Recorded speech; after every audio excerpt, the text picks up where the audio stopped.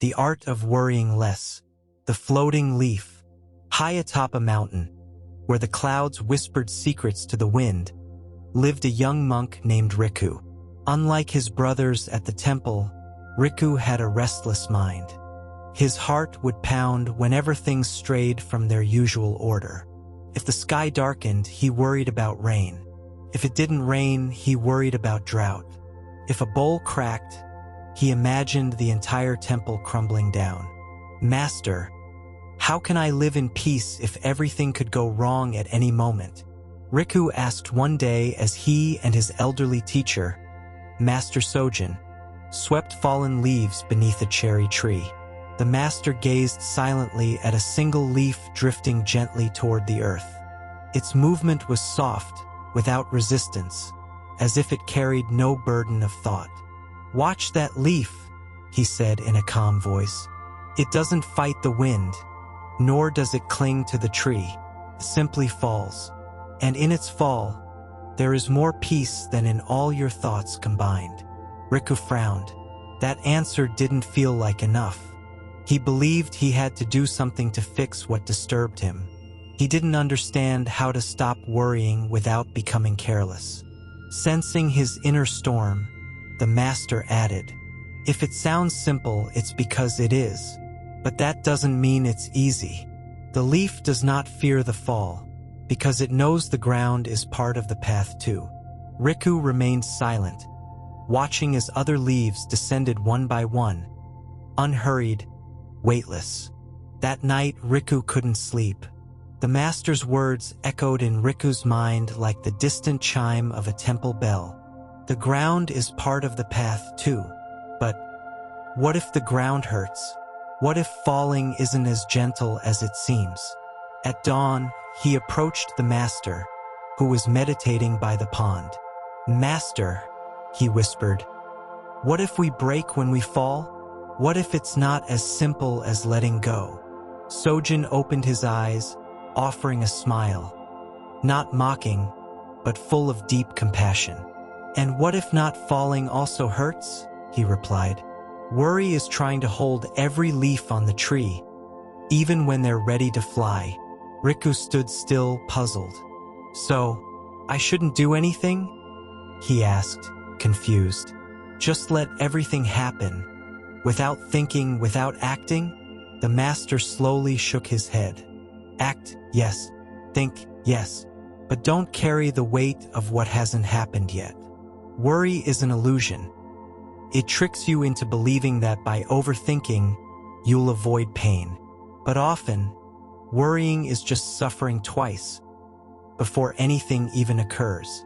Just then, a frog leapt into the pond, sending gentle ripples across the surface. The master watched the waves and said, "A worried mind is like a disturbed pond. You cannot see the bottom until you become still." Riku let out a long breath. Perhaps the leaf wasn't fragile after all.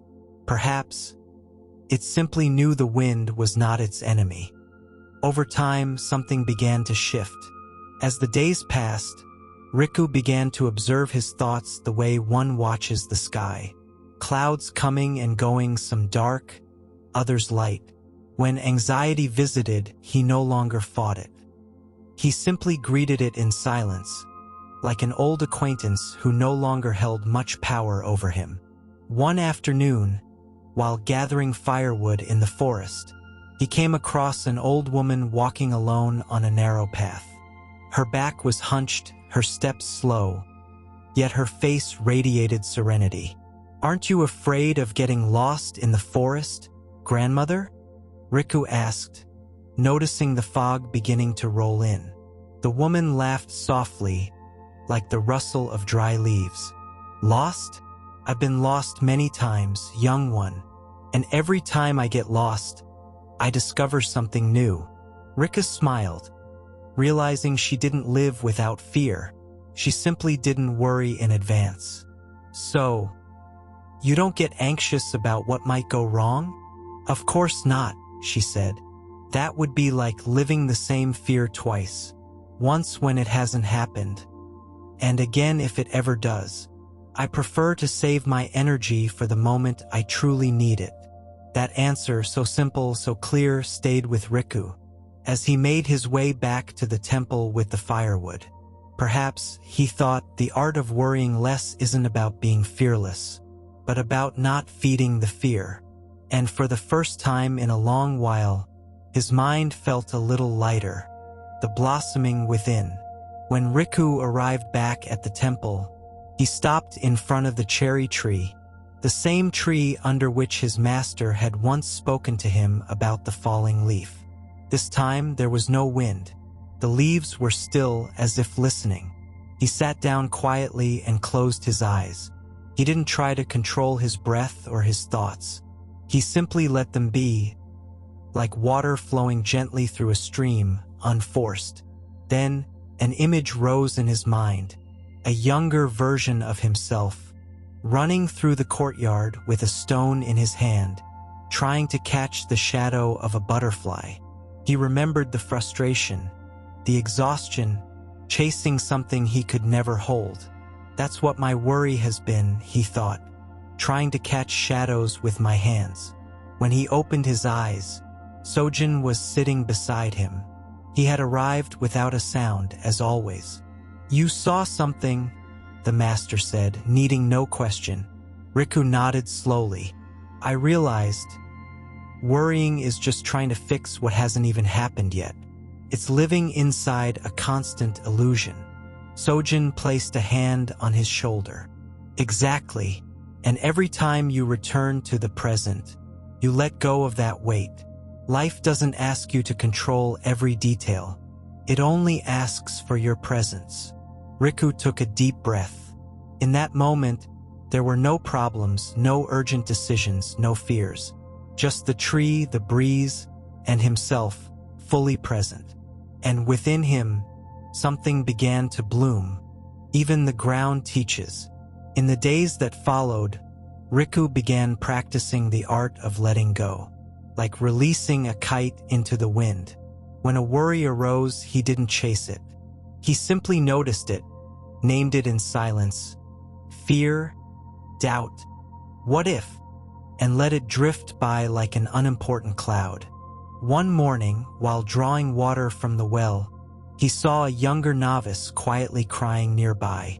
The boy's name was Aki, and he had just entered the temple a month ago. What's wrong, Aki? Riku asked gently. I'm afraid of doing things wrong, the boy whispered. Of not being good enough, of the master scolding me, of being sent back home. Riku looked at him with deep compassion.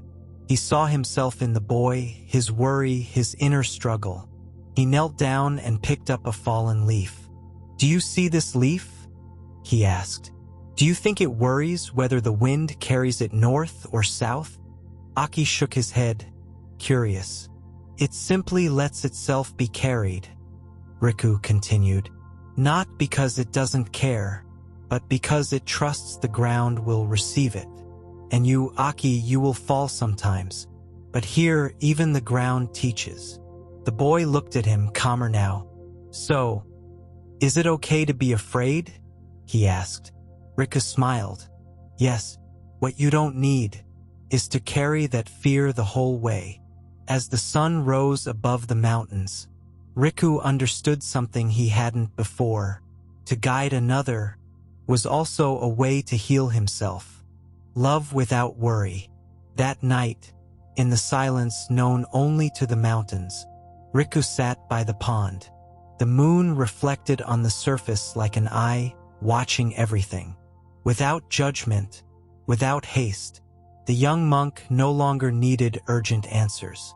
He was beginning to understand that peace didn't come from solving every problem, but from changing the way he related to them. Master Sojin joined him quietly. Together, they watched the gentle ripples on the water. Many people believe, the master said softly, that worry is a form of love. That if they don't worry, they don't care. Riku nodded. He had felt that himself, that not worrying might mean neglect or indifference. But true love, Sojin continued, doesn't need anxiety to care. Attention without tension is wiser. Being present is more helpful than being distressed. Riku looked at his teacher with new eyes. There was no strain in his face, no resistance.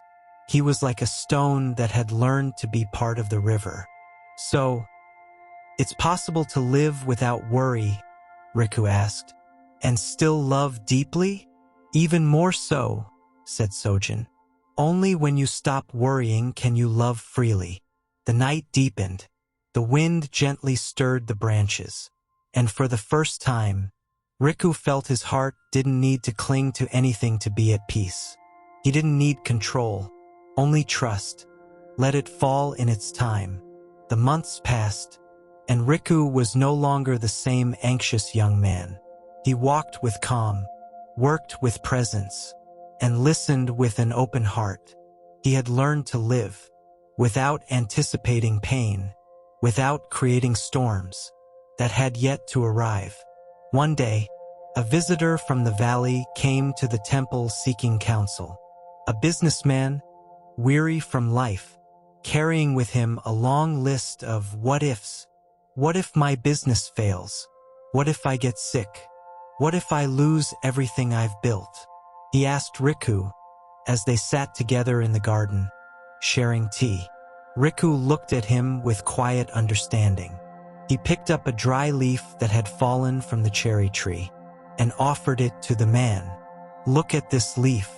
Can you tell me how long it clung to the branch before it let go? The man stared at the leaf, puzzled.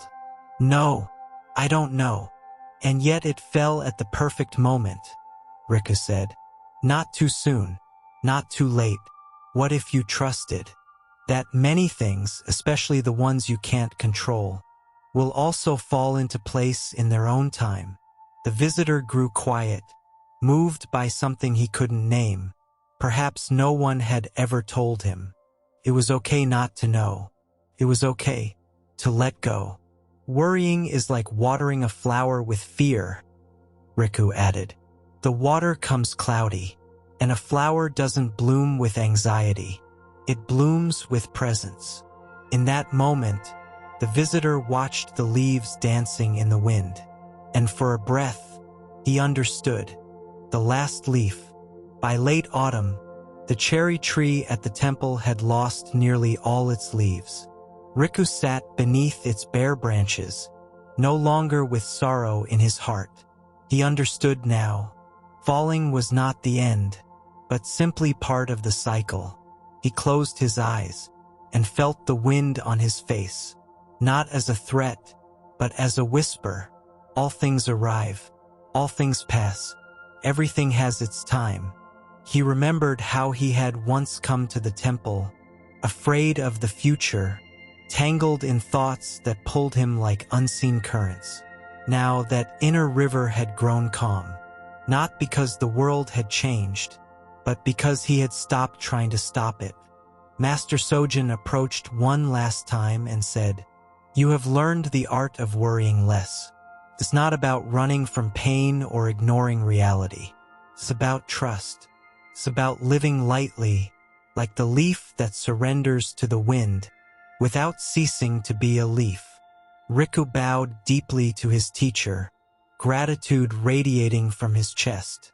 He knew challenges would still come, losses, doubts, unknowns, but he no longer needed to carry the weight of what had not yet come to be, for he had discovered that true freedom was not the absence of problems, but the absence of chains. And so, like the last leaf falling without fear, Riku stood up and walked on. The end.